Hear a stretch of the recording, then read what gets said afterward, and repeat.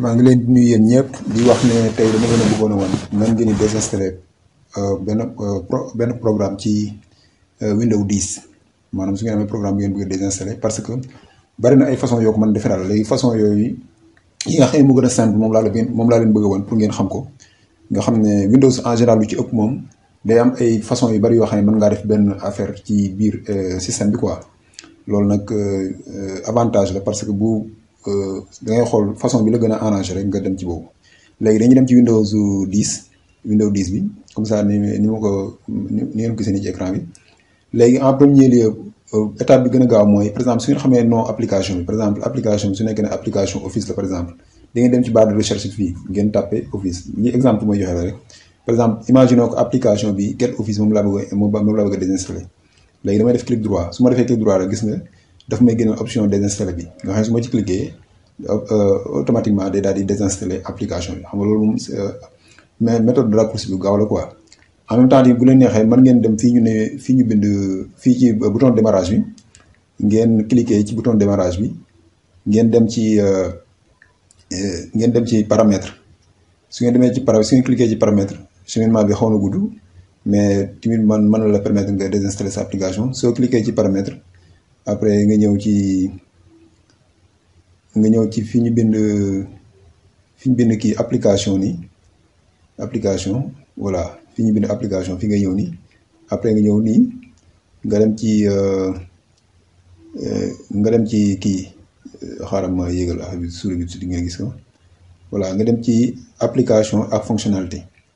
léegi soo defee loolu daf lay génne liste application yi nga xam ne nii ñoo nekk ci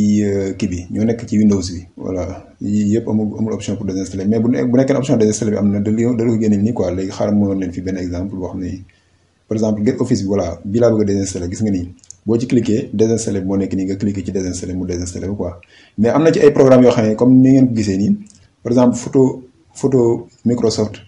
bii dañ ko griller maanaam mënu ko désinstaller boo gis ñu griller désinstaller bi rek cela veut dire que moom application bi dafa ñëwaale ak Windows bi te Microsoft moo ko liggéeyee noo xam ne nii mënoo ko désinstaller loolu tamit neen ci bàyyi xel am na application yoo xam ne nii ba ci téléphone Android yi tamit boo demee am na application yoo xam ne noonu la mel genre application yoo xam ne day ñëwaale ak téléphone bi nga xam ne mënoo ko désinstaller wala boo koy désinstaller da nga def ay maanaam am na ay risques yooyu courir daal man bu dee Android boo ko désinstaller am na ay pexe yu gars yi mën def pour désinstaller ko mais néanmoins daal jàpp leen ne am na application yoo xam ne nii day ñëwaale ak Microsoft Windows 10 yoo xam ne mu leen ko désinstaller comme ni ngeen ko ngeen gisee nii da koy griller quoi. léegi après ñu troisième étape bi nga xam ne nii parce que 3 façons laa leen bëggoon dernière façon bi nga xam ne nii mën ngeen ci désinstaller mooy panneau de configuration da ngeen tapé fii panneau de configuration du moins voilà panneau de configuration moo nekk nii nga cliquer ci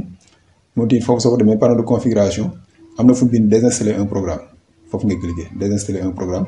voilà boo ñëwee fii gis nga ni programme yaa ngi nii bii nii instant bi disponible mais beneen bi gis nga programme yi nga fi am bëriwul quoi léegi soo ci cliquer après nga cliquer ci désinstaller voilà gis nga ni boo ci cliquer désinstaller bi moo nekk nii mën na désinstaller sa programme nga cliquer mu désinstaller ko de ce fait loolu daal moom laa leen bëggoon a indil 3 méthodes yooyu moom mën ngeen ko utiliser ngeen xool ban moo leen ci gën a jubu daal ngeen utiliser ko pour bu ngeen bëggee désinstaller benn programme ci Windows 10 loolu laa ne woon naa leen ko indil comme information di leen jaajëfal yéen ñëpp